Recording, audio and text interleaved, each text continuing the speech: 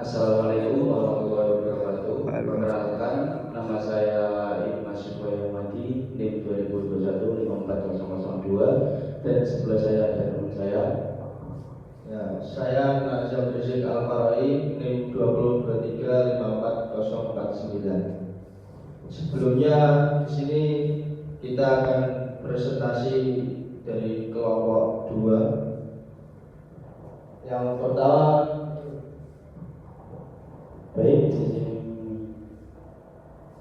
saya akan mempresentasikan tugas elemen musim 2 tentang rivet, pengelasan, dan pengingkatan. Next. Jadi pendahuluannya yaitu satu, rivet adalah dalam berbagai variasi dan sering menunjukkan kecerdikan yang luar biasa. Perlakuan singkat yang diberikan di sini berusaha membantu pembaca memperoleh beberapa pemahaman tentang pilihan yang tersedia dan mendapatkan perasaan yang lebih baik untuk menerapkan prinsip dasar analisis beban dan stres kepada mereka, karena ini sebenarnya bukan komponen mesin, tetapi karena insinyur sering dihadapkan pada kebutuhan untuk memilih antara berbagai pengingkatan beruril dan tidak beruril yang merupakan komponen mesin. Next. Terus di slide 2 ada rivet. Ini gambar rivet setting sama after setting ya.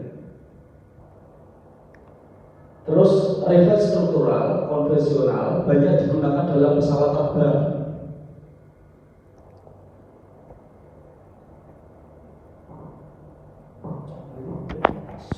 Mereka juga digunakan dalam konstruksi, bangunan, boiler, jembatan, dan kapal.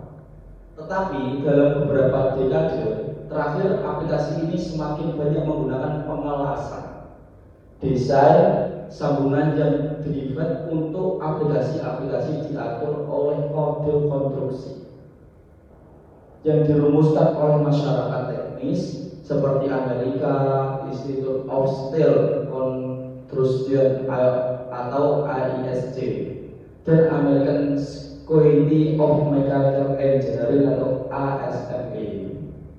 Next, ini ada gambar-gambar dari semi tubular, full tubular, bifurcated split, sama metal piercing, self piercing, conversion. Jenis dasar rivet tubular, semi tubular, self piercing, dan kompresi.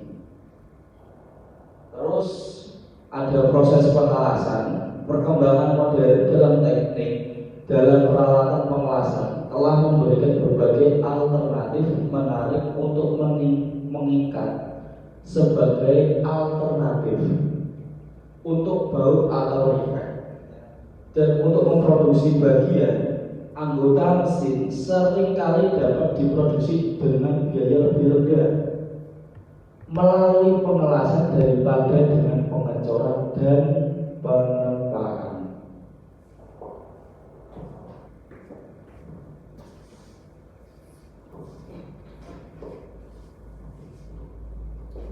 Nah, ini proses pengelasan SMAW ya. Pengelasan busur logam terlindung SMAW juga disebut pengelasan stick.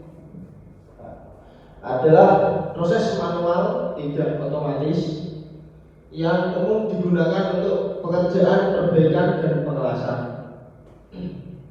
struktur besar. Pengelasan memberi makan elektroda yang dapat digunakan dan dilapisi atau benang pengelasan di area kerja. Pelapisan flux pada elektroda melepaskan gas pelindung dan juga membentuk terak di sekitar logam keras. SMAW biasanya digunakan dengan baja. Nah, ini gambar sheet metal cut building atau SMAW. Nah, contoh dasarnya seperti ini. Next. Nah, ini ada kelayakan las logam umum dan next aja. Las filet. Nah, beban melingkar.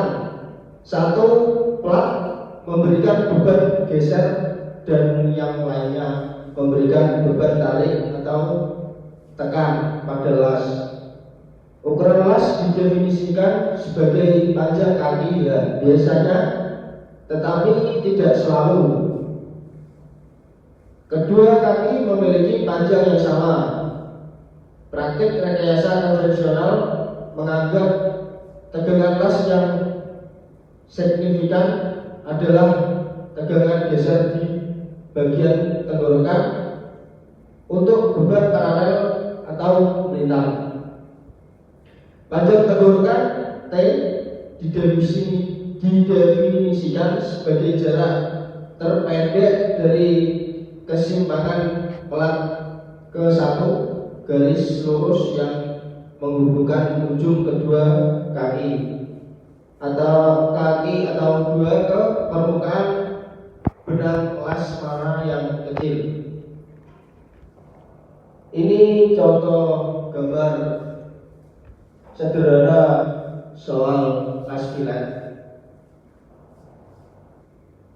Next. Nah, ini contoh-contoh gambar. Ada las paralel loading, transverse loading. Next. Nah, kesimpulannya, rivet, pengelasan dan pengikatan merupakan 3 metode utama dalam proses penyambungan material, khususnya logam dan struktur lainnya. Masing-masing metode memiliki kelebihan dan kekurangan tergantung pada kebutuhan konstruksi, kekuatan sambungan, serta jenis material yang digunakan.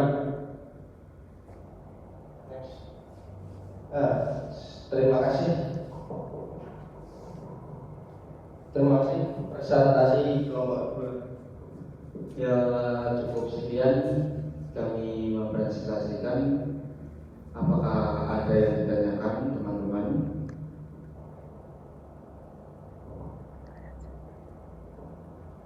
Tidak ada. Ya, Tidak ada.